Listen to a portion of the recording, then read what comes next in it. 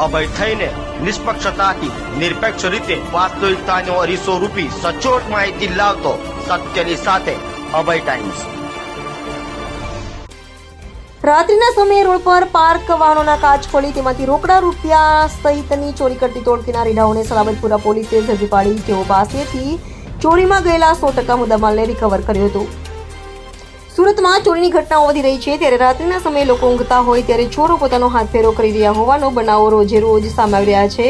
તો આવી જ રીતે રાત્રિના સમયે ચોરી સહિતની ઘટનાઓને અંજામ આપનાર રીઢાઓને ઝડપી પાડવા સલાબતપુરા પોલીસ મેદાને હતી અને પેટ્રોલિંગ કરી રહી હતી ત્યારે સલાબતપુરા પીઆઈ કેડી જાડેજાના માર્ગદર્શન હેઠળ પીએસઆઈ વીવી ત્રિપાઠીના નેતૃત્વમાં પેટ્રોલિંગ કરી રહેલા અનામ હેડ કોન્સ્ટેબલ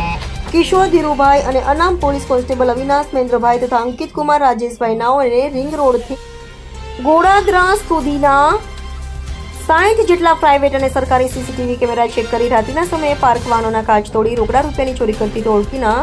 3 રીઢાઓ ગોડાદરા ખાતે રહેતા અજય ઉર્ફે ઢેબો, દીપક રાવળિયા, શ્યામ મહેશ રાઠોડ અને દશરથ ઉર્ફે કાલુ પ્રદીપ પટેલને ઝડપી પાડી પોલીસે તેઓ પાસેથી ચોરીમાં ગયેલ 100% મુદ્દામાલ રિકવર કર્યો હતો અને ત્રણેય વિરુદ્ધ કાયદેસરની કાર્યવાહી હાથ ધરી હતી।